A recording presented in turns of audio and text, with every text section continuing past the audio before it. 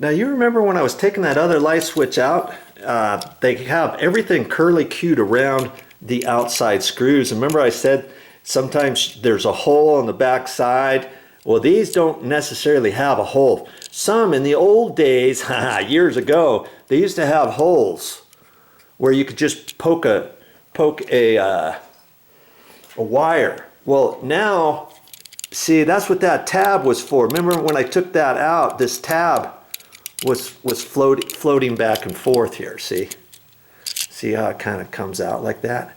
Well, that's if you want to just poke your wire straight in, and then this would act as a shim or a flap. So when you tighten this screw down, it tightens down that flap right on your wire. Because see, here's where two holes could be, and you could put your black wire either there or there. You see, same for this side. You could put it either there or there once you loosen that up and pull that back. Do you see what I'm saying? That's what that little metal thing is for. Here's the other one up here. You loosen that up a little bit, pull that back, flap that back, and push the wire in that way. If you don't want to twist it. Most electricians usually like to twist it. Then you're assured it's never going to slip out of the back. You see? Okay? So, you remember how I'm going to do it? I'm going to face this upside down because see, remember this is top, is up on the left hand side. I'm going to flip it around. Here's the ground screw, here's the black screw.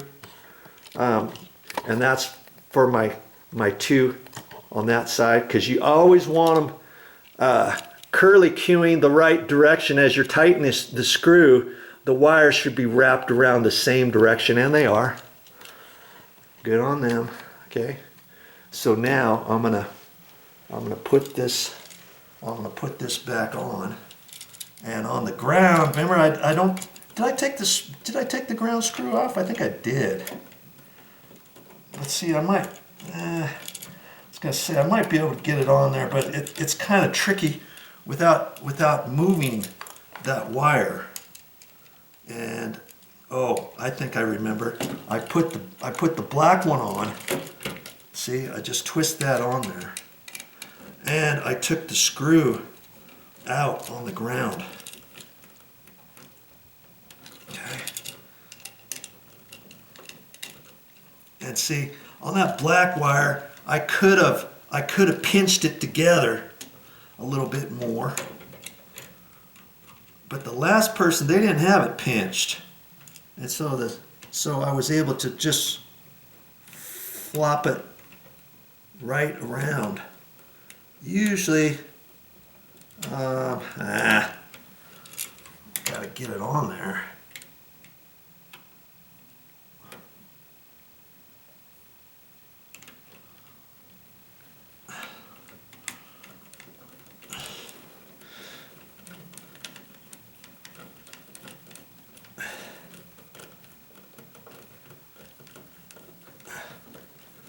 Just make that tight. I'm going to loosen this screw up, and I'm going to kind of pinch the end down.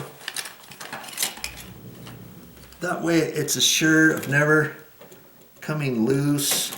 It's not going to come loose.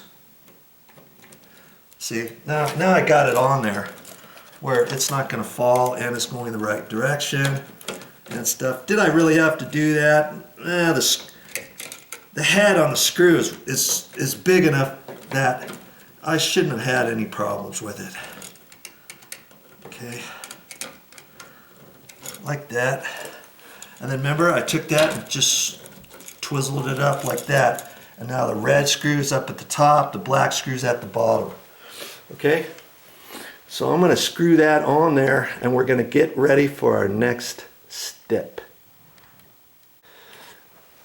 Okay, so I put those two in. Everything is like for like. I didn't do anything different, did I, on this? So I should be fine. And so I'm gonna push these wires back in, and I like to kind of make sure the wires get pushed in all the way. You see my little screw came off, but that's okay. I'm just gonna take it off all the way. I'm gonna save those two little things, those two little washers, cardboard washers for something else. I don't need those. In fact, I don't need these screws right now. I like to take this and just push it straight in and make sure it's going in straight.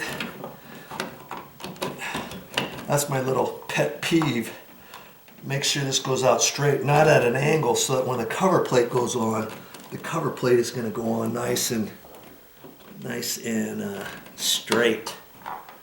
You know, it's like that ground screw is right up in there.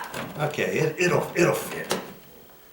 Okay, so now I'll hold that up there, look at it, see if I need to tweak it a little bit. Hold it back up there.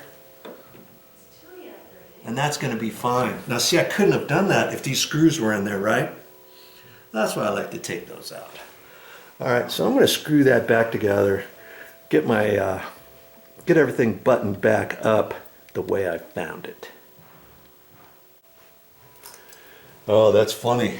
I actually screwed this all in, but I'm gonna leave it out because I want to turn the power back on. Is it possible that the main power goes here, then from here over to the other one, then from the other one up? Yes, it is very possible because there's two sets of wires in here. In the back, there's two blacks, two whites, one red, two grounds, and I see two pieces of Romex there. One is a 12-3, one's a 12-2.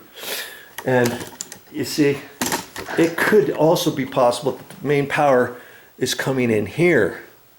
And if so, then the main power would go from here over to that light switch, and then from there up to the two light switches. Or it can go the other way. The main power could start there over to that light switch, and then from there up to the lights. So I kind of want to find that out before I screw this one in. It's not going to affect me having to move this at all because the other light switch was screwed in this way. But I want to find out for myself where the main power is coming in to these boxes. Is the main power over here, or is the main power over there? I kind of need to know that so that I can know how to read the directions on the back of this and hook it up for my three-way, okay? It's kind of important you find that out.